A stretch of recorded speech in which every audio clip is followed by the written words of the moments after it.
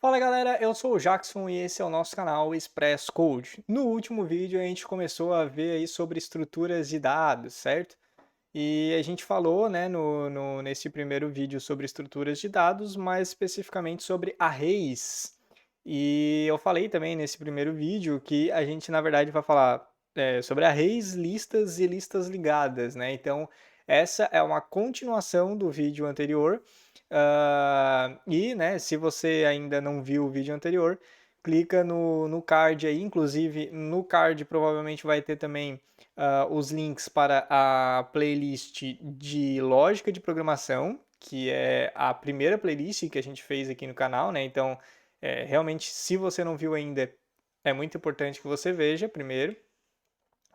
E, além disso, também tem o link para a playlist dos vídeos de lógica não, de algoritmos, certo? Então, as duas playlists aí já que a gente tem, né?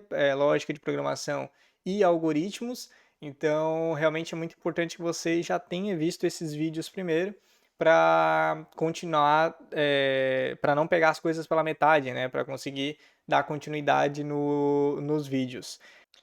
Então a gente já vai para a nossa telinha aqui do Portugal Web Studio e a gente está exatamente no ponto em que paramos no último vídeo, ok? Eu vou dar uns Ctrl Z aqui, né? Vamos ver se a gente consegue voltar aqui, exatamente aqui. Beleza, a gente tinha feito algumas outras coisas ali, né? Que era mais para exemplificar ali a questão do array. Mas beleza, basicamente esse aqui é o exemplo, né, a lógicazinha ali, o algoritmo que a gente tinha feito para exemplificar o array. Inclusive, né, lembrando, sempre olhe na descrição dos vídeos, né, que geralmente tem o link para o GitHub, certo, com os códigos, né, que são feitos nos vídeos. Então você, através lá do GitHub, você consegue ter acesso a esses códigos que eu faço aqui e consegue copiar eles e colar aí na sua máquina para, né, se você não quiser precisar ficar escrevendo tudo do zero, né, junto comigo, você pode copiar o código pronto já e ir trabalhando em cima dele, né, alterando ali os parâmetros, as variáveis, enfim, para ir fixando os conhecimentos que a gente vai aprendendo aqui, ok? Então, beleza. A gente vai hoje começar a ver sobre as listas, certo? Que é uma continuação aí do que a gente já viu sobre os arrays. E por isso, né, que a gente vai continuar exatamente da onde a gente parou no último vídeo, ok? Então vamos lá. A gente tem aqui o nosso array, certo? O loop aqui que a gente tinha feito para iterar, né, sobre esse nosso array. Eu vou tirar isso aqui agora, ok? Vou deixar aqui do jeito que tá. E aí a gente vai, para trabalhar com as listas, eu vou fazer o seguinte, eu vou deixar apenas três vetores aqui, vetor 1, 2 e 3, e aí eu vou fazer o seguinte, eu vou colocar todos eles, na verdade, como cadeia, tá? Então, todos os três vetores agora vão ser cadeia, e eu vou alterar aqui também o seguinte, eu vou colocar aqui 0, aqui eu vou colocar opa, aí, valor do zero, ok? E vou colocar aqui também 1, beleza? Ok, eu vou copiar isso aqui agora para ficar mais fácil. Vou jogar aqui, vou jogar aqui. Esse aqui vai ser o 1 e esse aqui vai ser o 2. Aqui vai ser o 2 e aqui vai ser nada. Aqui também vai ser 1 e aqui vai ser 2. Beleza. Então, basicamente, o que eu tenho aqui, né? Eu tenho, inclusive, deixa eu tirar esse zero que aqui vai ser vazio também. Vamos lá, para a gente começar a falar de listas, é basicamente isso que a gente precisa para eu tentar exemplificar. Como eu falei no último vídeo, o Portugal Web Studio ele não implementa de fato esse conceito de lista, ok? Como a gente viu, ele usa o conceito de vetor, né? E que na verdade mais se referencia ao conceito de arrays que a gente tem nas linguagens de programação. Porém, né, na maioria das linguagens, a gente tem também uma possibilidade de utilizar o conceito de lista, que é um pouquinho diferente de array, tá? Ele é bem semelhante, na verdade, mas ele tem algumas pequenas diferenças. Então, vamos lá. Primeiro, né, começando pela parte mais técnica, assim, né? Como a gente viu no vídeo anterior, né, no último vídeo, o array, na verdade, ele serve, né, para que a gente consiga armazenar mais de um valor a uma mesma variável, no caso, né? Então, por exemplo, se a gente cria uma variável padrão ali, igual eu mostrei no último vídeo, né, sei lá, do tipo inteiro, por exemplo, a gente só consegue atribuir um único valor para ela, ok? E o array nos possibilita justamente ter essa, né, mais de um valor atribuído para uma mesma variável. A questão, então, em relação na diferença aí de array e lista é que o seguinte, o array, quando a gente está armazenando valores, né, para um array, então, por exemplo, esse, né, vamos pegar, pode ser esse primeiro vetor aqui, né? A gente tem 3 itens aqui dentro dele, ok? O que acontece? O array, né, que é justamente a implementação do Portugal Web Studio aqui com o vetor, ele basicamente ele está colocando na memória em espaços sequentes, né, um seguido do outro. Então, por exemplo, o primeiro valor aqui, que nesse caso é um texto vazio, né, um valor vazio, ele está colocando, certo, ali no primeiro ponto da memória. O ponto seguinte ali da memória que ele está reservando, ele está colocando, né, atribuindo o valor de valor do zero. E o terceiro, ele está atribuindo o valor 1 aqui, certo? Então, o array, ele tem essa característica, ele pega o ponto da memória, e aí por isso, inclusive, que a gente precisa definir uma quantidade de itens para o array, certo? Então, como a gente viu no último vídeo, né, ou a gente atribui a quantidade de itens direto dessa forma, declarando a nossa lista ao mesmo tempo que a gente declara o nosso array, ou a gente, se não for declarar um valor já de cara, a gente precisa colocar um número aqui entre colchetes para definir qual que é o tamanho desse nosso array, né? Senão ele vai ficar com um tamanho zero e aí a gente não consegue utilizar ele depois. Então, basicamente, a ideia é essa. A gente precisa justamente desse tamanho porque ele vai definir o ponteiro inicial lá dentro da memória né, quando ele estiver processando o programa, executando o programa, ele vai pegar um ponto ali, um espaço da memória e vai definir, por exemplo, como o nosso vetor ali, o nosso array, ele tem 3 posições, ele vai pegar do primeiro ponto mais 2 posições, ok? Então ele vai ocupar 3 posições ali na memória. E essas 3 posições são sequenciais. Então, a primeira posição, a segunda posição, a terceira posição da memória são pertencentes a esse array que a gente declarou ali, ok? E qual que é a diferença disso para a lista, certo? A lista, ela não ocupa esses espaços em memória, ela não ocupa esses espaços sequencialmente, ok? Então, basicamente, o que que significa? Eu posso declarar uma lista, certo? Ele vai pegar um valor inicial ali da memória, porém, o valor seguinte, né, o espaço seguinte da memória, não necessariamente precisa ser pertencente a essa lista. Eu posso ter o primeiro valor da minha lista, por exemplo, estar aqui no começo, né, do espaço da memória, ter outras coisas, né, outras variáveis, outras coisas ocupando ali outros espaços sequentes ali da memória, e aí lá na frente eu pego um outro espaçozinho e atribuo também como parte dessa minha lista, ok? Então, basicamente, essa é a diferença mais técnica ali entre arrays e listas, né? O array, ele ocupa o mesmo, né, os passos sequenciais ali da memória e a lista, ela pode ficar separada, ela não precisa ficar junta, né? Isso, na verdade, né, basicamente ele permite, né, a lista, ela acaba sendo um pouco mais rápida de processar, porque eu não preciso ter esses espaços já definidos na memória, né? Porém, em algoritmos, né, ou em algum processamento que a gente vai precisar buscar valores dessa lista, o array acaba se tornando melhor, né, mais performático, porque eles são espaços sequenciais, né? Então, eu tenho a primeira posição do array, eu já vou para a posição seguinte, né? E aí eu já tenho os próximos valores daquele meu array. A lista não, a lista como ele tá, não está em sequência ali, né? Ele está desordenado. Eu posso ter valores em vários locais da memória, então isso acaba se tornando um pouco mais, um pouco menos performático de tratar uma busca, por exemplo, em cima de uma lista do que em cima de um array. Ok? Beleza. Dito isso, o que acontece? Na lista, né, a gente tem as listas simples e a gente tem as listas ligadas. São dois tipos diferentes de listas. Dentro ainda da lista ligada, a gente tem outros dois subtipos, que é a lista ligada simples e a lista ligada dupla, ou a lista duplamente ligada, né? Então vamos lá. Basicamente, o que, que significa isso, certo? A lista simples, né, sem ser a lista ligada, nada mais é do que o que eu acabei de falar, né? Essa é uma lista em que eu tenho vários valores ali dentro daquela lista, porém elas não estão em espaços sequenciais da memória, elas estão em espaços aleatórios, ok?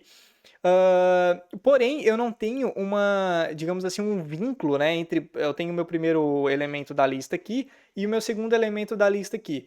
Só que eu não tenho nessa lista simples nada que diga que o elemento seguinte desse aqui é esse que está aqui do outro canto, certo? Eu só tenho os elementos ali, só que eu não tenho nada que ligue um ao outro. Por isso que a gente chama de lista simples e é justamente essa a diferença para uma lista ligada, ok? A lista ligada basicamente esse meu primeiro valor aqui que eu tenho aqui na minha lista, além de um campo, né, que seja do próprio valor dele mesmo, ele tem um segundo campo que é justamente digamos assim, vamos pensar uma seta, né, como se fosse apontando pro lugar na memória aonde eu tenho o meu item seguinte, certo? Então, eu tenho meu primeiro item, tem o valor aqui desse meu primeiro item, e tem um campo adicional ali, um segundo campo, que aponta para esse meu segundo item, ok? E esse meu segundo item, por sua vez, ele vai ter o seu valor e um segundo campo apontando para o terceiro item, e assim por diante,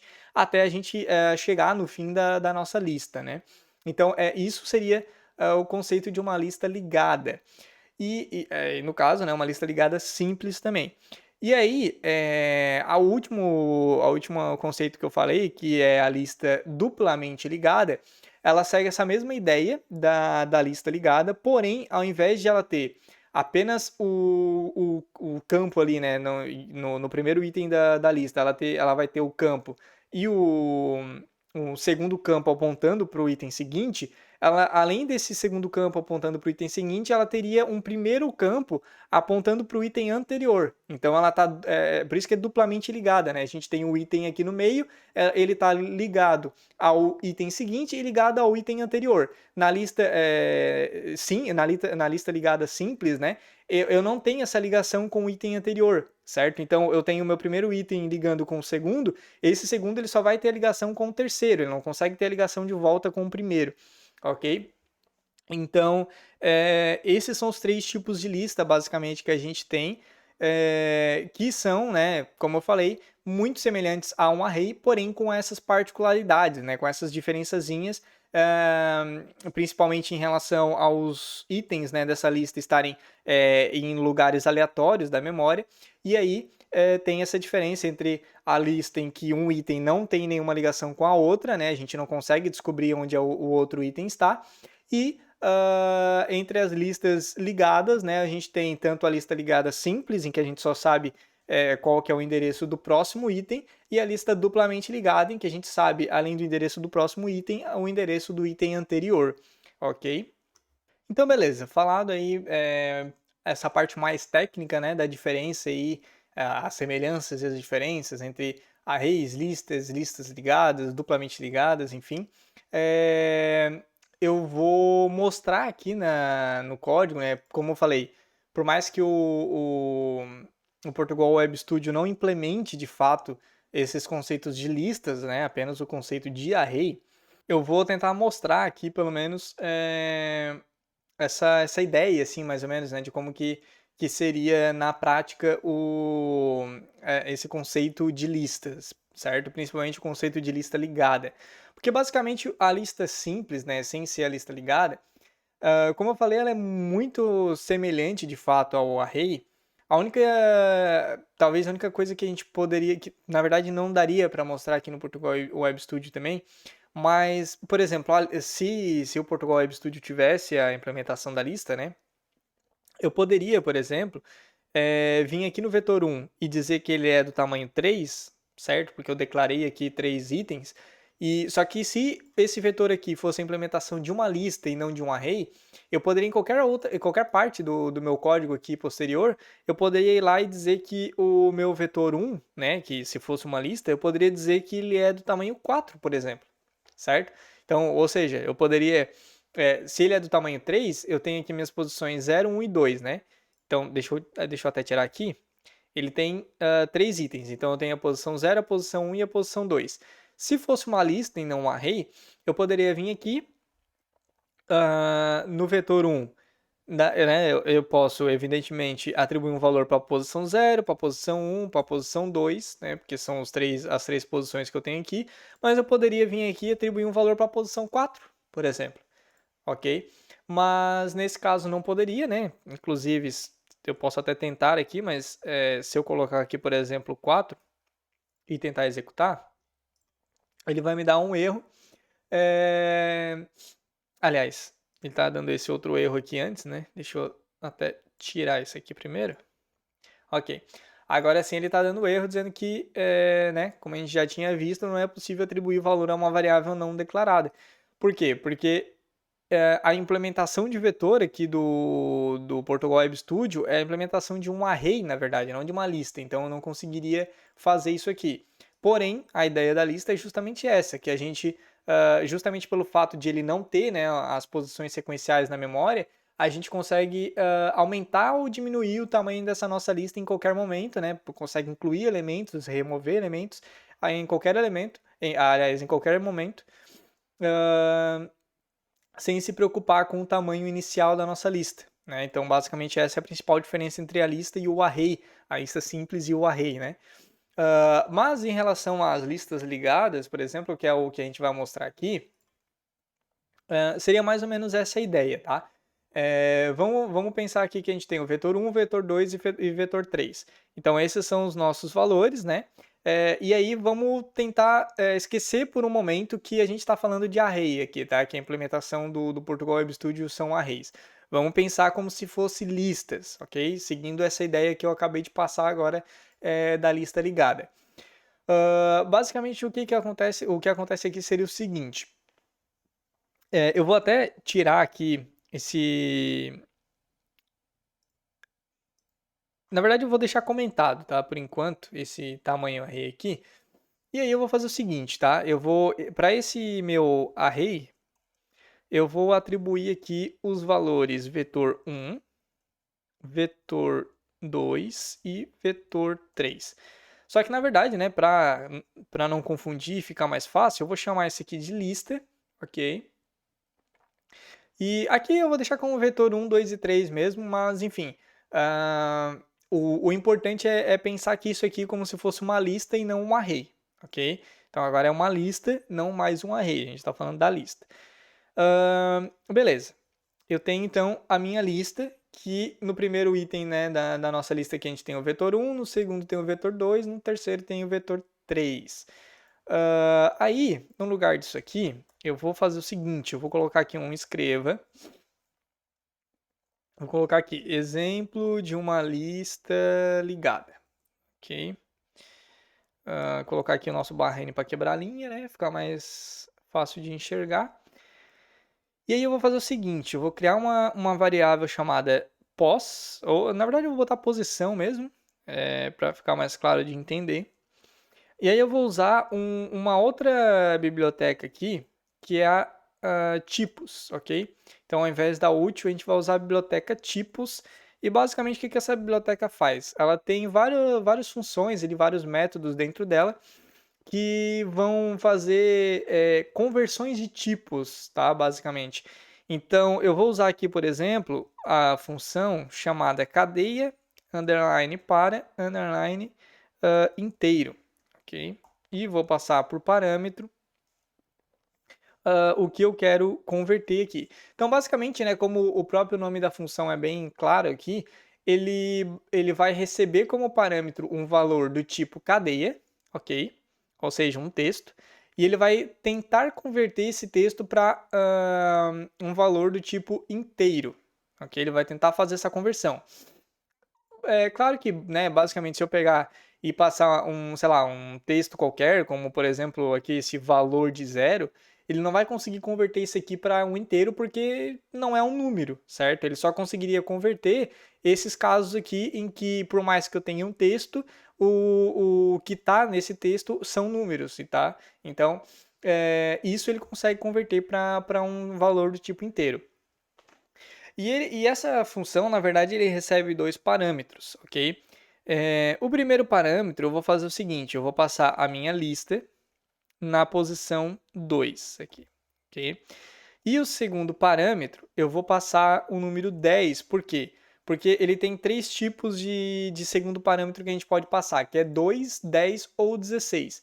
Basicamente, o 2 é se eu quisesse converter isso aqui para um número binário, certo? O 10 é para a gente converter para um número decimal, que é basicamente o padrão que a gente utiliza aqui, né? E o 16 se a gente quisesse fazer a conversão para um número hexadecimal. Então, beleza. Vou deixar aqui o padrão 10, certo? Que é para a gente converter para um número decimal. E aí eu estou dizendo que eu quero converter a minha lista na posição 2. Aliás, desculpa, que não é lista, tá? Eu vou converter o meu vetor 2, na verdade. Desculpa. Vetor 2 na posição 2. Então vamos lá. O que eu tenho dentro do vetor 2 na posição 2, tá? Posição 0, posição 1, posição 2. Eu tenho esse número 2, então, ok? Basicamente o que eu estou fazendo é passar o número 2, que é um texto, e segundo parâmetro é o 10, né? Que é para a gente dizer que a gente quer para a base decimal, e ele vai me devolver esse 2 em forma de inteiro, certo? Por isso que eu criei aqui essa posição como sendo tipo inteiro.